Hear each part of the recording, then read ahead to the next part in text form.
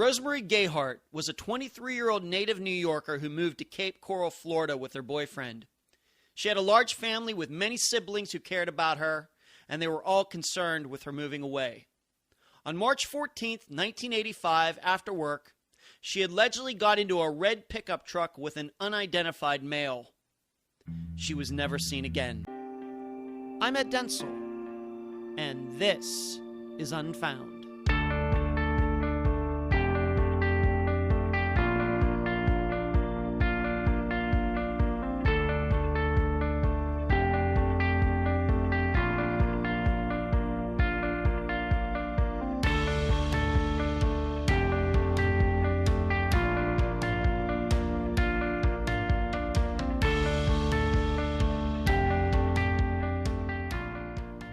Siblings has to be one of the most complex and dynamic relationships of all family situations. On one hand, they tend to be competitors, competing for their parents' love, competing for that last piece of pie in the refrigerator, competing to see who gets to drive the car on a Friday night. On the other hand, we know that siblings can be thick as thieves, because there isn't a child out there who hasn't hidden secrets from his or her parents. But who most likely knows about those secrets? That other brother and sister. And so, through their childhood years, living under the same roof as their parents, and in fact, probably keeping secrets that will last a lifetime, they engage in a subtle form of extortion. Well, I won't tell Dad about what you're doing if you don't tell Mom about what I'm doing. And in some ways, I guess they're like double agents. Telling on their siblings on one hand, but keeping things from their parents, from those same siblings on the other. Once again, a very dynamic and complex relationship that siblings have. And over time, it's interesting to watch how those relationships blossom. I know that growing up in Leechburg, Pennsylvania, most of my friends had brothers or sisters. I was an only child, and I didn't end up having two brothers and a sister until I got into my 20s, simply because they got in touch with me because I was given up for adoption when I was born. So I never got to experience what my friends went through. I never had to compete with any other siblings. But now that I'm in my 40s, and I still know many of those same people, it's amazing to me, I don't know if it's a surprise, but how close they end up being, even though I can remember in the past, I guess going back to the 1980s, when they just outright despised each other. And I'd like to think that this change came about due to their maturity, because many of them having children of their own. And of course, sometimes we know that some siblings maybe never patch that stuff up, and they kind of go their separate ways. Not that they dislike each other, but maybe sometimes there are situations that just can't be forgotten. And it seems to me that the relationship that these siblings have at some point is somewhat separate. They have like their own family separate from the parents who, in most cases, are still alive. Siblings get together without their parents being around. And it's been an interesting thing for me to watch over my life, and then me getting my own siblings, two brothers and a sister, to then try to equate that with what others have been going through since day one of their lives. I bring this all up because in 3 of the first 4 cases that I covered for Unfound, the disappearances of Jason Jolkowski, Jesse Foster, and Suzanne Lyle, I interviewed their mothers, who were mainly responsible for keeping the memories of their children alive. Those three mothers are fully responsible for trying to get justice for their children who disappeared. And I think that is the most common kind of situation out there.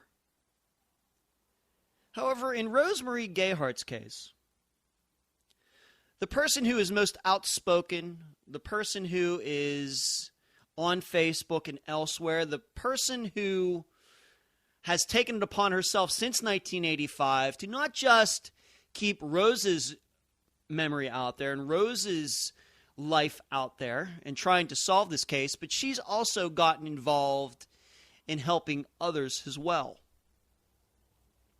Her name is Laurie Travis, and you're going to get to hear her story today, and you're going to get to hear about her relationship with her sister Rose.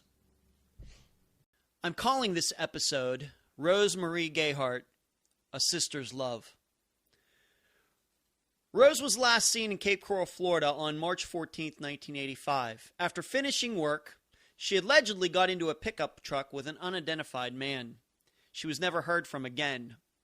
Up until a few weeks before her disappearance, she was living with her boyfriend and her boyfriend's mother. According to letters Rose sent her family, the arrangement was difficult, with Rose clashing with the mother. In addition, she and her boyfriend had problems as well. Shortly before her disappearance, though, the boyfriend got his own place but claimed that Rose never did live with him. In addition, around the time of Rose's disappearance, the boyfriend's mother purchased a bus ticket for Rose to return to New York. That ticket was never used. Anybody with information regarding this case should contact either the Livingston County, New York Sheriff's Department at 585-243-7120 or the Cape Coral Police Department at 239-574-3223.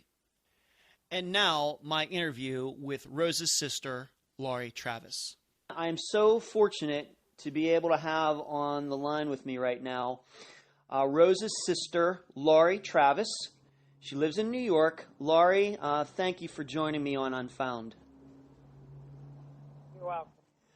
Tell the listeners a little bit, what should they know about Rose? What do you remember about her? What do you remember about growing up with her? And what keeps you going after these, 30-some years to make sure that people can know, find out what happened to her? Rose and I were very close in age. We were very close. We shared rooms together. We had the same friends we hung out with. What kind of interest did you two have? What were you into? Just, back then it was just playing outside and playing hide and seek and all those things. We didn't have all that, high-tech stuff like we do today. Right. Or played Barbies or, Yeah, what kind of music were you two into? Would you have any particular musical taste that you remember going back to that time? We were in the 70s. Yeah. So like disco or? Well, I was like a Bobby Vinton fan, and she was like, that era. Bobby Vinton. Okay. Dr. Hook, all that stuff. Okay. So you grew up in New York, and she was a little older than you were by how much?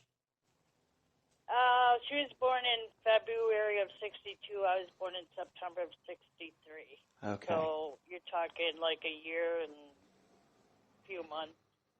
Okay. And you two did have some other siblings, right? Yes, we do. You do? Okay. And how many? 4. 4? Were they all older or younger or kind of split up? We had an older one, and then it was Rose, then myself, and then I have 3 younger. We have 3 younger sisters. Wow. That's a lot of girls. Yeah. A lot of estrogen under that roof. Yep. Right? Wow. Okay, I can imagine it's quite a few people. So you got into high school, and then at some point, Rose, she had a couple children, didn't she? Yes, she did. Okay. She had And one who please tell the listeners about that. she had one that was 6 months old who had been murdered. And can I ask what happened there? Apparently, she left the house and left the baby in the hands of her boyfriend at the time, Mm-hmm. and he shook the baby Mm-hmm. and it had brain damage and passed away. And then she had a second child who she adopted out. She gave up for adoption. Yeah. And how old was that child when? He was just born when he was adopted out, but he did find us back here about 4 years ago. He found our family. Wow. That's interesting. And so then he now knows that his biological mother disappeared in 1985. Yes, he does. Wow. And does he share? It'd be interesting to know. So he would be how old then? He would be early 30s? Yes. Okay. Does he share your passion for trying to resolve what happened? Does he want to know too? He's really quite young and don't understand it, I guess. Okay, even in his 30s, okay. Yeah. Mm-hmm. You know, he's still at that age. He does want to know who his mom is, but he knows that she's missing. Yeah. I try to fill him in with, many pictures of him and his mom when he was little, and pictures of his mom. Mm-hmm. That's interesting. I don't know if I've told you this, Laurie, because the listeners should know that Laurie and I have talked quite a bit back and forth on Facebook, and then we had a prior telephone conversation. But I'm adopted, so anytime I hear about somebody that was given up for adoption or found their biological family, it always catches my attention because in 1994 I had an opportunity to meet my biological family. After 20 some years of being raised as an only child, so. When I hear a story like that, of course, that catches my attention. So she gave up her son for adoption, and then at some point, she decided that she was going to move to Florida. Right. She met this guy, Bob, Mm-hmm. and on Christmas Eve in 1984, I got a phone call that she was going to move to Florida, so I come down. I was living in Rochester at the time, to Dansville, New York, because I had a Christmas gift for her, and I wanted her to have it before she went to Florida. Mm-hmm. And that was the last time I ever seen her. We did write letters back and forth, and on March 5th of 1985, I received a letter from her, and she said everything seemed to be fine, and she thanked me for her birthday card that I had sent her, and that she wanted to come back and visit, but Bob wouldn't let her because he was afraid that she wouldn't come back. Let's talk a little bit more about Bob. How long had she known him? How long had she been dating him before they moved to Florida together?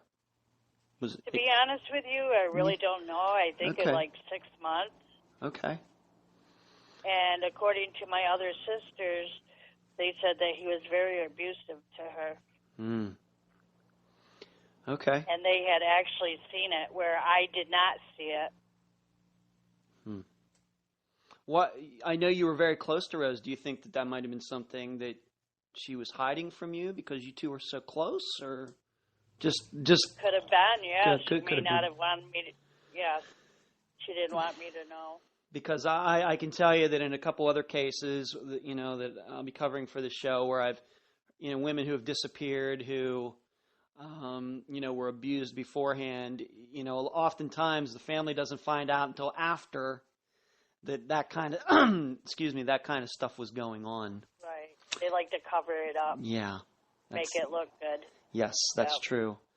Did they move to Florida? Did Bobby want to move to Florida because he had a job down there? I should say down there. I live in Florida.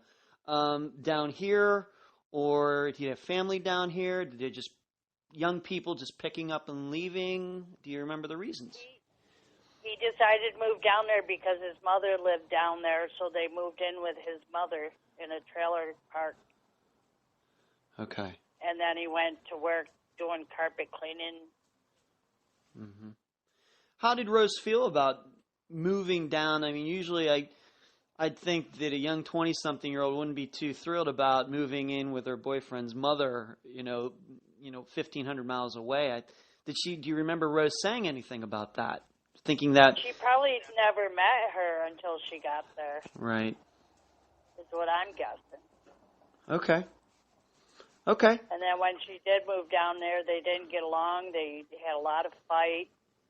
Even neighbors were saying that, they heard a lot of crashing and banging and screaming and yelling when she was living there. So she moves to Florida, though. And does she get a job right away? What does she do? She was doing babysitting and Mm-hmm. I guess, and then she ended up getting a job at Big Howie's, but she was only there for 2 days. So I really don't know exactly what she was actually doing as far as the job, just mainly probably living down there while he worked. Right. So she, when she disappeared, and to remind the listeners, is that the last time allegedly anybody saw her was she was leaving this job, Big Howie's. Right. And she'd only been working there for 2 days.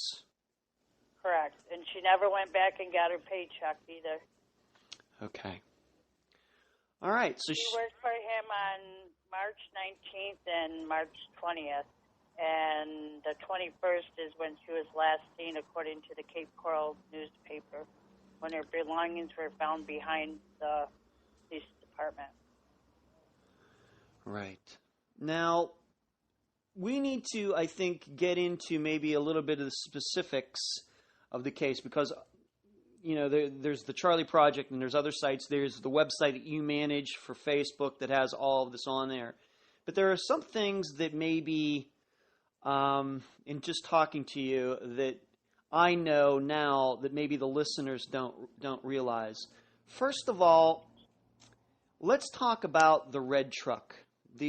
Just so once again, so the listeners can understand, is that there's the rumor that the day that she left and somebody picked her up in a red pickup truck. But there are some problems with that, aren't there? Can you tell the listeners tell the listeners what the problems are with that particular fact? What the problem is with that is my mom, when she got her letter on March 19th, as stated in there, Dorothy, Bob's mom, said she was in a bar with 3 guys and took off in a red truck. Mm-hmm. And then later on, this Howard that owned Howie's Hot Dogs stated that she left in a red truck. Mm-hmm. So nobody really, it's not making sense about this red truck if it even existed. But what should be known about, first of all, maybe we should establish this, that Rose and Bobby's mother did not get along. Right. Dorothy, as his mother, was not a big fan of Rose. No, he was more like a mama's boy. Okay. All right. He didn't like anybody. Okay. The problem is that, once again, she's a woman who maybe has something that she doesn't like about Rose, and she says about the red truck, but you don't know whether to believe her or not. But the other issue is that the owner of this place, her boss at this restaurant, didn't bring up the red truck until how many weeks later? It was after my mom received a letter, after Dorothy had already told her that she took off in a red truck. Right. It wasn't like right away. It wasn't like, I guess what I'm trying to say is she disappears, Rose doesn't come back for work the next day, And it wasn't like the boss automatically went to the police and said, you know what, she left yesterday in a guy in a red truck. He didn't do that, did she? Did he? No, no. And Bob did not either say that she was missing. Right, her boyfriend. He tried to say he did, but Cape Coral Police said that she did not, or he did not report her missing. Right. Right. Now, right before Rose disappeared, their living situation had changed, hasn't it? They were living with Dorothy, but then didn't they move out? Yes, they moved to an apartment in Cape Coral, and Bob tried to say that she didn't live there with him, but on her application to Big Howie's, it had his address on there. So they were living together. Yes, I mean, because you being her sister, if she, he claims that she never lived with him after he moved out, well, you have never in these last 31 years have ever found out if she was living somewhere else, right? Right. Nobody's ever come forward and said, Rose was renting from me, Rose was my roommate, or anything like that. Nope, they all, it's in the reports that she was at First 54 Barron Way, North Fort Myers, Florida, and her second address that she moved into is 1310 40th Terrace, Southeast, Cape Coral, Florida. Okay. All right, so we have this discrepancy regarding the red truck, whether it really existed or not, because once again, we have one witness that I don't know if is reliable, and the other witness didn't even bring it up till later. Right, 4 years later when they investigated. Right. Yeah, and we'll get into that in a second. Okay. How about once again? There's the rumor out there that your sister might have been pregnant. Do you think that's the case? And you received a letter from her shortly before she disappeared. What can you tell everybody about that? Well, in my letter, she didn't write anything that she was pregnant, but when my mom received her letter, Dorothy, Bob's mom, had said she was pregnant and that they wanted her to have an abortion because they didn't believe it was Bob's child. And Rose did not want to have an abortion. And you received this letter. I mean, how would you portray the letter that you received from Rose shortly before she disappeared? It was a fairly decent, regular letter, right? Yeah, she seemed fine, but she did say that Bob's mom was crazy. Okay. And she had to get out of there. And that's when she wanted to, while Bob was going to go into the reserves for a couple of weeks, she wanted to come up and stay with me, but Bob wouldn't let her come up because he was afraid that she would not come back. Okay. But nowhere in that letter did she say anything about being pregnant or anything else. Once again, the pregnant thing is coming from the boyfriend's mother, who for all intents and purposes, didn't like Rose anyway.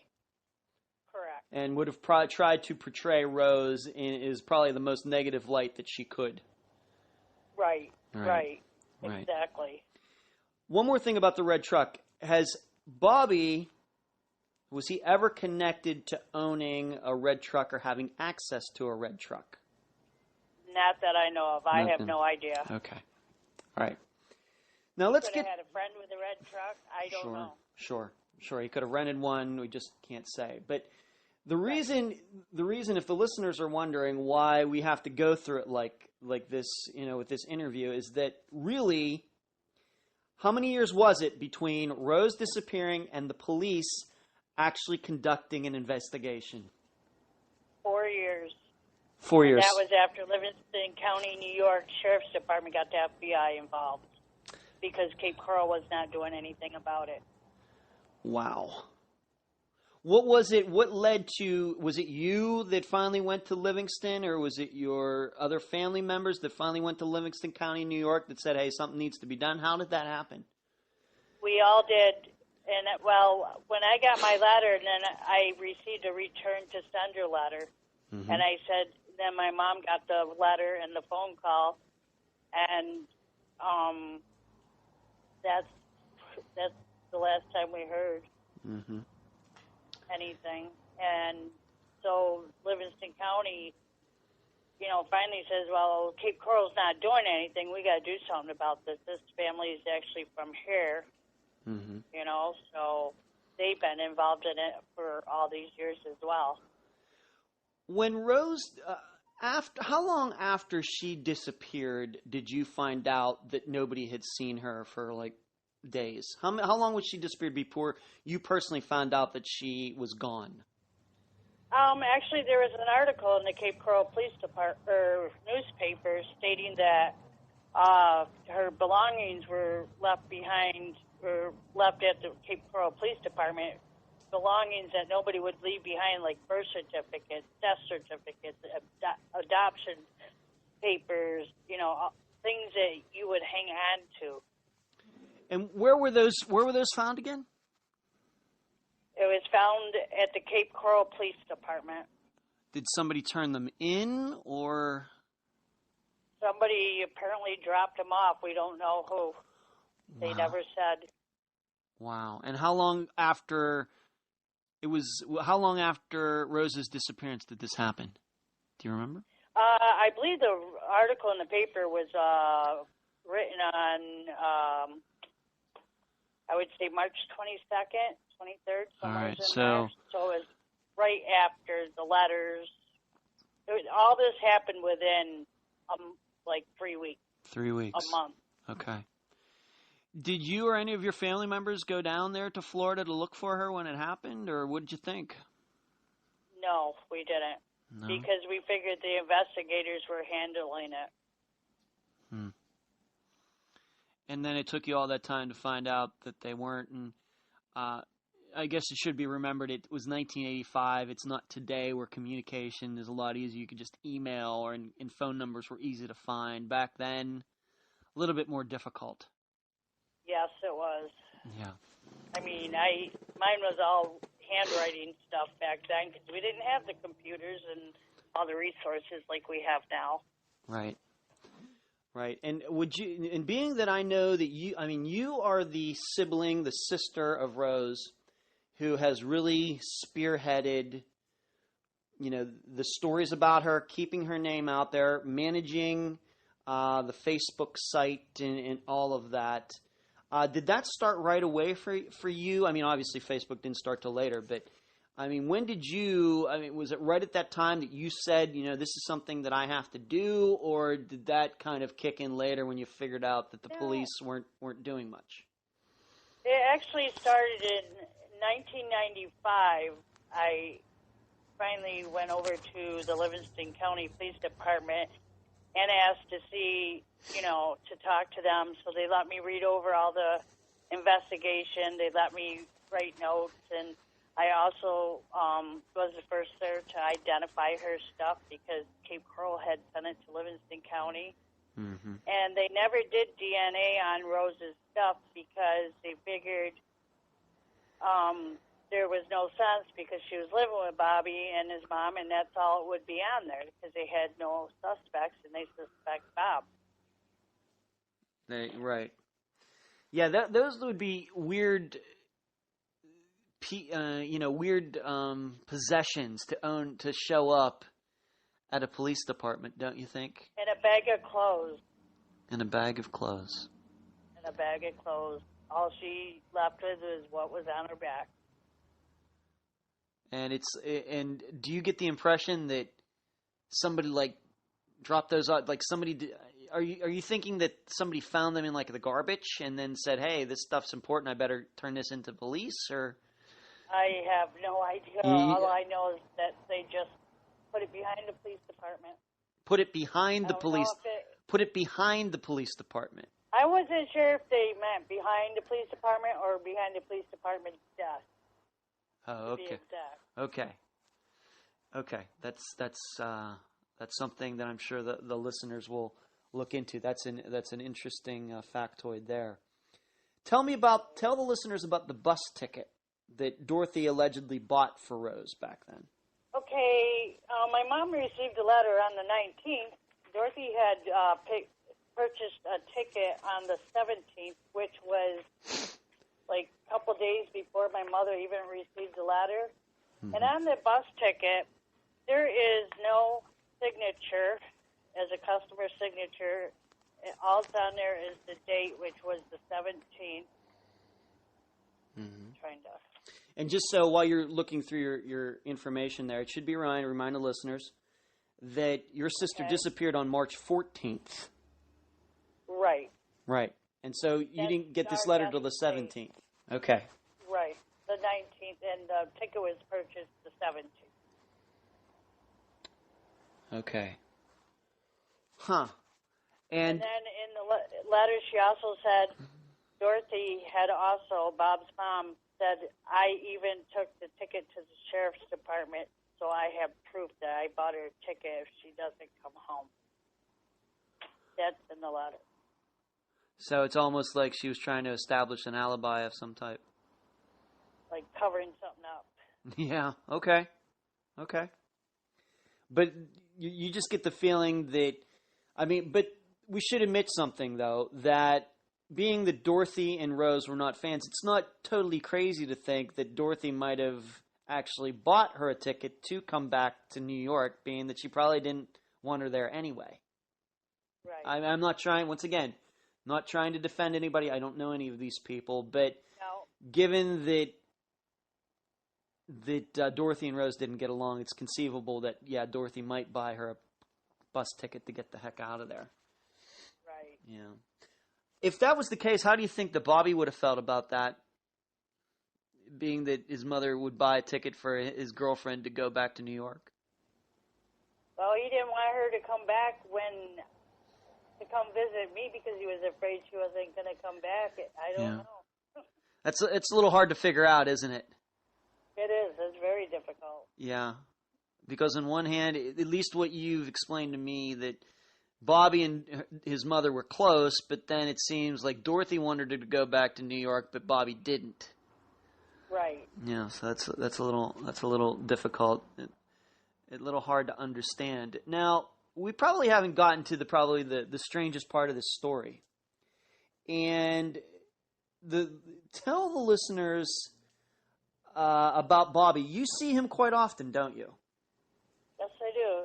He comes here to New York during the summer and stays at a campground and goes back to Fort Myers for the winter and lives with his brother in a camper for the winter. Right. And so you see him, and in fact, we're doing this interview on October 10th, 2016, and you just saw him this past weekend. The guy who was dating your sister at the time that she disappeared, you saw him this past weekend. Yes, I did. And he's very, very nervous when he's around me for some reason. He won't come near me.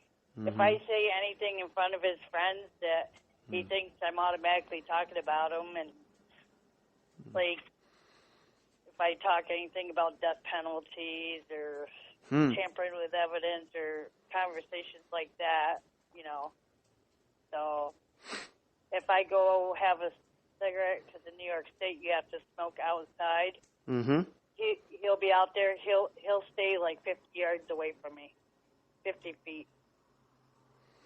He won't come near me. And what did you should know that his mother died several years ago, right? She's not alive anymore. Correct. Yeah. Okay. And Bobby, though, he went on to get married, have kids after Rose disappeared. Right. Right. And married another Rose. He did. Named Rose. Yeah. Is that right? Right. I didn't know that. Also, to mention too is after all this stuff with my letter, my mother's letter, the ticket, all that, Bob and his mom had moved back from March of '85. Had moved back May of 1985 to Dansville, New York. So roughly 2 months after Rose disappeared, the two of them got out of Florida and moved back to New York. That's correct. Wow. Okay.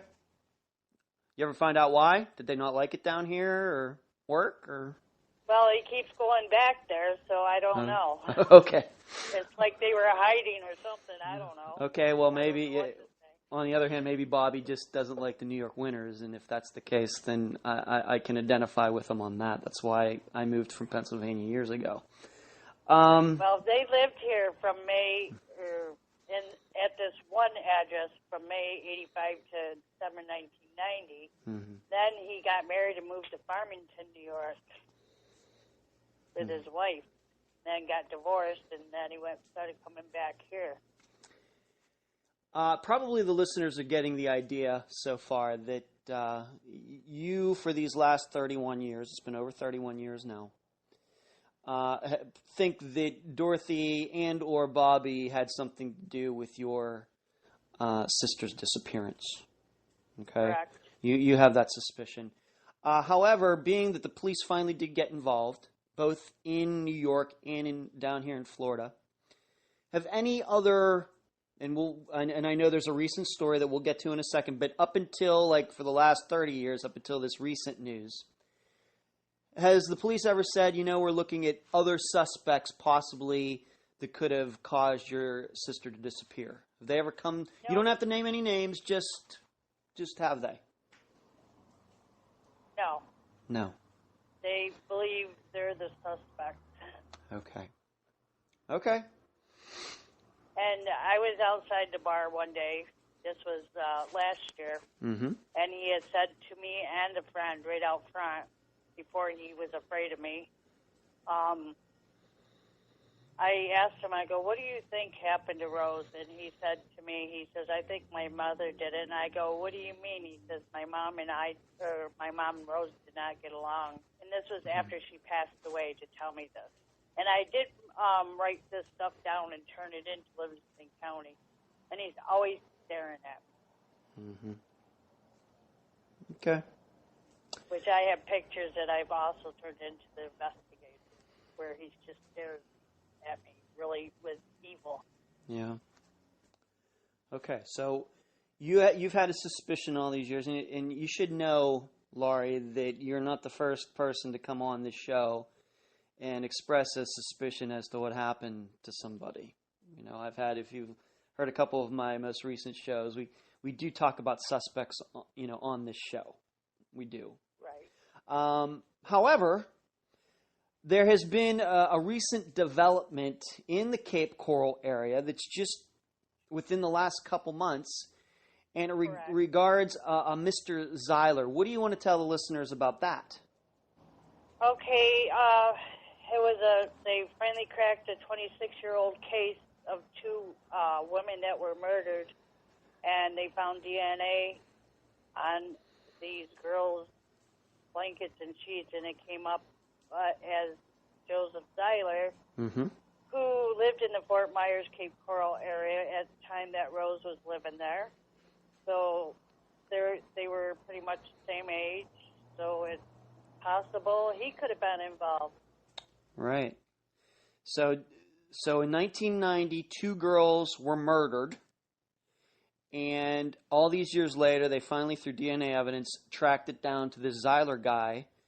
And what happened is yes, him and his son got in a fight, and he shot his son. He didn't kill his son, but he shot his son. Oh, my.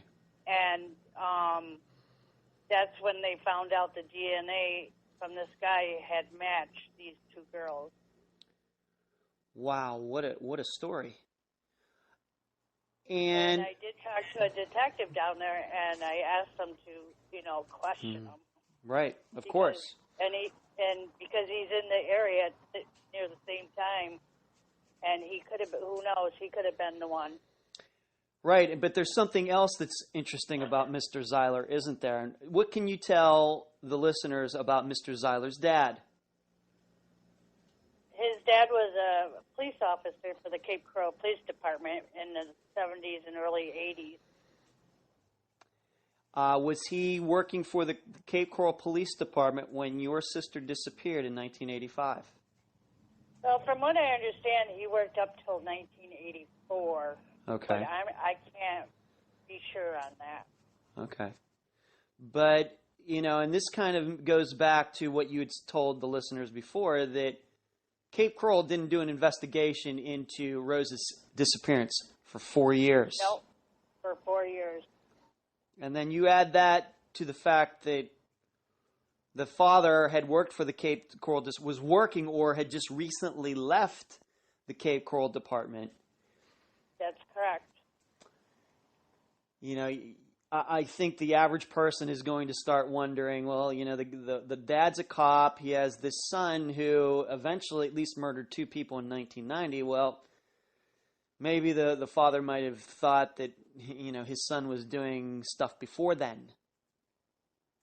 Right. You know, before 1990, and, you know, might have been covering for him, and he wouldn't have been the first parent to cover up, you know, the crimes of a son or daughter. So this is a story that is continuing to develop, even as we talk. Even after 30 some years, there are new, at least with this Zeiler guy, it's a new lead. You know, and I have to ask you, how do you feel about that? I mean, obviously you have your suspicions, but when you hear, you know, somebody like Joseph, you know, Mr. Zeiler, his name popping up, that he was doing his business around the same time, does it cause you to maybe, you know, rethink what all these feelings you've had over the years, or how do you feel about it? It's got me wondering if he was involved or not. I certainly got right on the phone with the investigators down in Cape Coral as well as here in Livingston County and said, I want this guy questioned because it could be a possibility. Yeah. And maybe one of the best places they could start would be and find out if he ever owned a red pickup truck, right? Right. That would be a very good idea. Right. What's it been like? What's it been like all these years? You know, it's been hard. Up and down. Yeah. Up and down. I cry a lot. Mm-hmm. I have my good days and I have my bad. Yeah. You know, especially around Christmas, you know, the holidays and her birthday. Mm-hmm. And then I get angry sometimes too, I will tell you, is when I find out that people are found that have been missing and I'm still looking 31 years later. Yeah, it's 31 years. You know, I can think back to 1985, March of 1985. I would have been in 8th grade. It doesn't, you know, you know what I mean? It's just, you know, the time has flown, but for you, I bet the time hasn't flown. Oh, no. No. It seems like forever. Yeah. Yeah. I just want answers. That's all I want. I want answers. When you first started this, when you really, you know, took the, you really headed this up, did you think that all these years later that her case would still be unsolved? What have you learned about disappearances in the state of missing people in the United States and in working with police? You know, give the listeners, you know, some things that you've learned about all of this. Well, I am a volunteer missing persons advocate, and I work with a lot of families and help them with a lot of reference and stuff like that. Mm-hmm.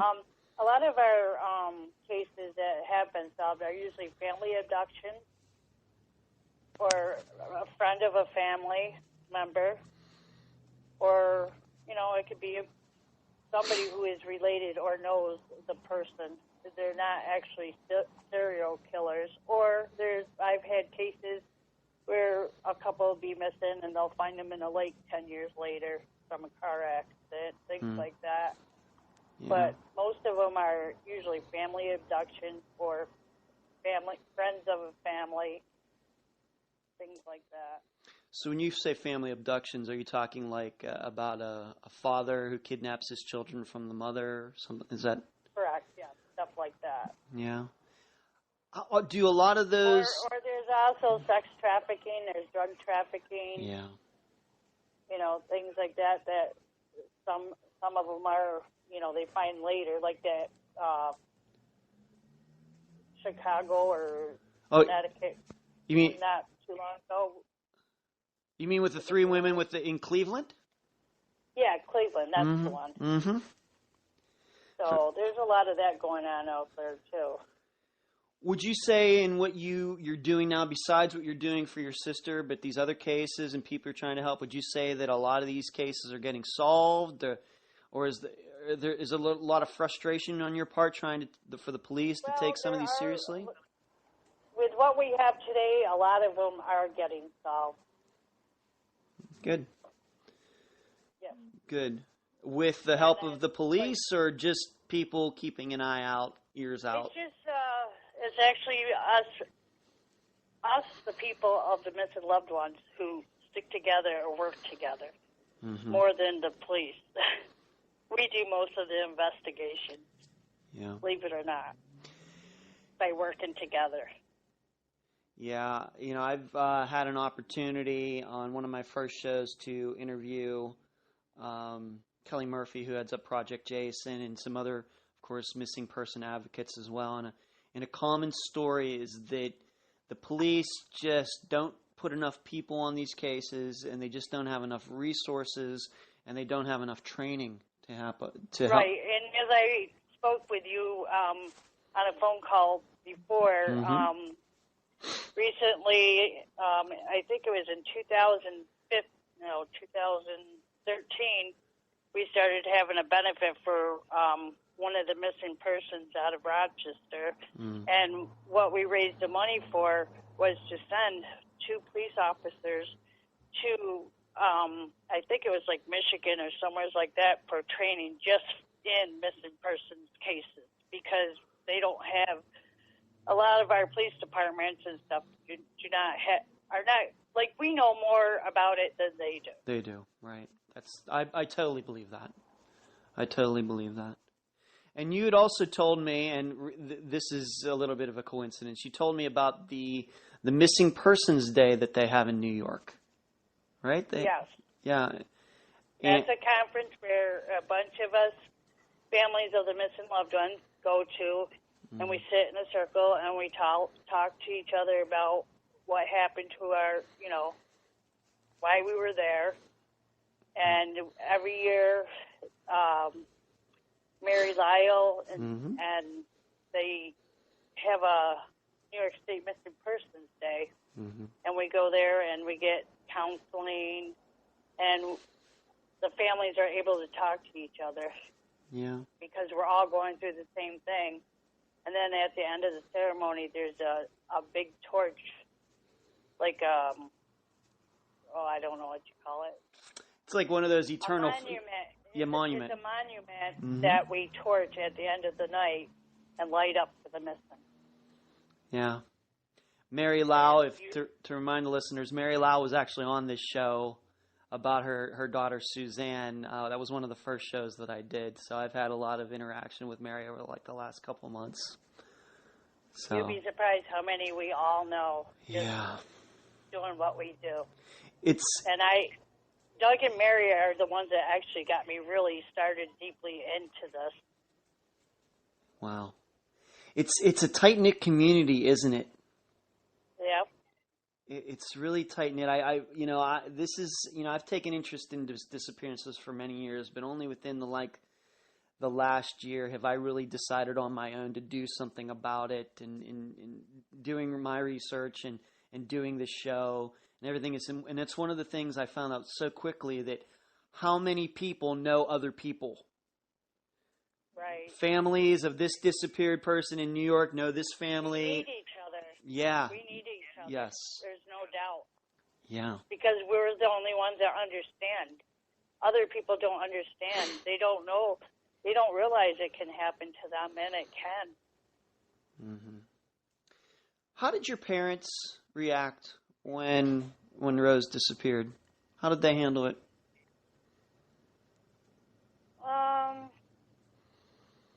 They want us to get answers. Yeah. I guess I'm the one that took it the hardest. Yeah. Are your parents still alive? I don't know if I've asked you this before. Yeah, they are, and I think a lot of it too is none of them really knew which way to turn to start. Like me, I jumped right on it and just started getting into it, and they, I know what to do where they don't know what to do. Like, I'm not afraid to call an investigator up and say, hey, just like this past case with that Mr. Zeiler, Mm-hmm. I'll call them right up and say, hey, I want this looked into. This is, on my mind, and I want to rule this guy out. Yeah. The reason I ask you that is because my impression is that a sibling heading, a movement up like you have for your sister is a little unique. I think it's more likely the parents who do it, or in some of these cases, maybe, I just had a recent conversation. There's a reporter here in the local area who is heading up trying to solve a disappearance case, and she's the one that's out there, putting all the information out there and all of this. It's kind of unique that the sibling does that. I'm wondering if that says something about you, Laura. And obviously, it says you and Rose must have had a very special relationship. We did. Yeah. Yeah. That's good. That's good. Is there anything else you'd like to tell the listeners? Anything else that you think they need to know about your sister, about this case, so they can understand it, better, and when they go to your Facebook page or wherever else to, see if they can help out, what else do they need to know? Anything else? I guess I pretty much explained myself pretty much. Okay. Okay, that's great. Where can... And another thing I would like everybody to know please. is a lot of people believe that, like, even the police department believe you have to wait 24 hours to report somebody missing. Mm-hmm. That's not true. You still can make a report, and not only that, the most critical is in the first 24 hours of somebody disappearing. Mm-hmm. Right. Yep, the sooner you get to this... I mean, I could go across the country in 24 hours. If I feel somebody's endangered, and something's not right, I'm going to go to the police department. And you also have to make sure you get a document number from the police department before you can even report, like for New York State missing or any of those kind of sites that help out our missing. Okie dokie. Thank you for passing that on to the listeners. Where can they find you on Facebook? If they want to go and find what you're saying about your sister's disappearance, where can they find you on Facebook? Miss Rose Marie Gayhart at Facebook. On Facebook. Okay. And they'll find you there. And I know you do, being that we now follow each other on Facebook, you do a lot of posting. And it's just not about Rose, but you're, like you said, you're trying to help other people too. Yeah. I've been asked to be why I was never an investigator. I've had interviews with the newspaper, and these families cannot afford an investigator to do what we do. Mm-hmm. There's no way I could take money from any family to help them with what I know. Yeah. Yeah. Well, I know that I'm going to continue to do whatever I can for you, Laura. I think we've become friends. And so, the show will, the stuff on the internet, it never dies. So this show and what you've talked about is always going to be out there, and people will be able to contact you, and we'll make sure that people, never forget your sister. And hopefully sometime very soon, maybe we can get this thing resolved. All right. Okay, Laurie. Great. Laurie, thank you so much for being on Unfound. I appreciate it. You're welcome. And that was my interview with Rose's sister, Laurie. There's some things that I should tell you, maybe giving you a little bit of a look behind the curtain on how the show gets put together, because I think this case is a perfect illustration of that. That I simply go out looking for cases to cover, ones that I think are interesting, ones that I think personally can be solved. I also look at how passionate the family is regarding it. Now, I know that all families want cases of the disappearance of their loved one solved, but when I see a website that's continually updated, when I see a Facebook site that has posts on it yesterday, today, and then there'll be posts on it tomorrow. In addition, I find out that a family member, in addition to being involved in their loved one's case, is also trying to help other people, other families. Those kinds of people are going to make it to the top of the list. Those kinds of cases are going to make it to the top of my list every time. Every time. And I think that's indicative in how I covered the cases of Jason Jolkowski, Suzanne Lyle, and Jesse Foster, in that their mothers have really gotten involved in missing persons cases since all of their children disappeared. And they deserve to be heard. And that's what attracted me so much to Rose's case, and then getting to know Laurie the way I did, and I have, and will continue to hopefully be very good friends with her. I think what I'm saying in so many words is that I don't go along with trends.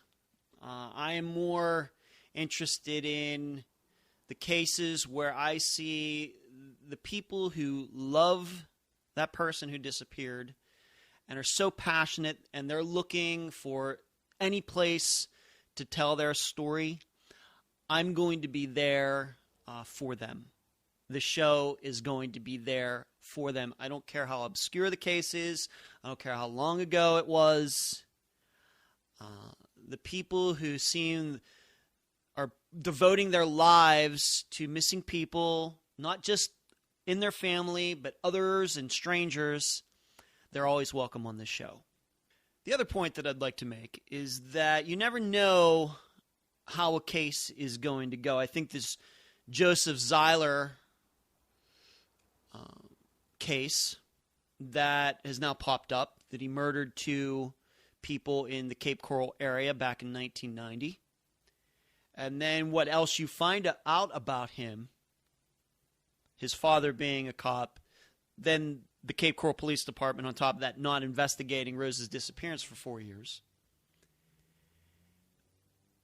This reminds me a lot of the Jacob Wetterling case that was recently solved, in that for so many years, people had an idea of what they thought happened. This suspect, that suspect, and in the end, it was a guy who wasn't on anybody's list, at least at the top of the list. And I wonder if this is going to happen in Rose's case, that many people thought that Bobby and or Dorothy had something to do with it, and then in the end it was a totally unrelated, and Laurie, of course, explained it to you best, how Joseph Zeiler was caught, how his DNA was connected to these 2 murders in 1990, that it may be that this case goes in a totally different direction. I, of course, will continue to keep my eyes open regarding Rose's case. I can predict that Laurie and I will continue to talk as well, emailing each other back and forth. She will continue to contact the Cape Coral Police Department and the Livingston County Police Department in New York to make sure that they continue to work on Rose's case, especially in how it relates to Joseph Zeiler. And if there's any breaking news, then I will gladly have Laurie back on this show to do an update, because I'd love to have her back. I'll leave the rest of the theorizing up to you. And that's the program. If you found it informative, please go to the app that you use to listen to Unfound and give this podcast a nice review. I thank you for listening. I'm Ed Dentzel, and you've been listening to Unfound.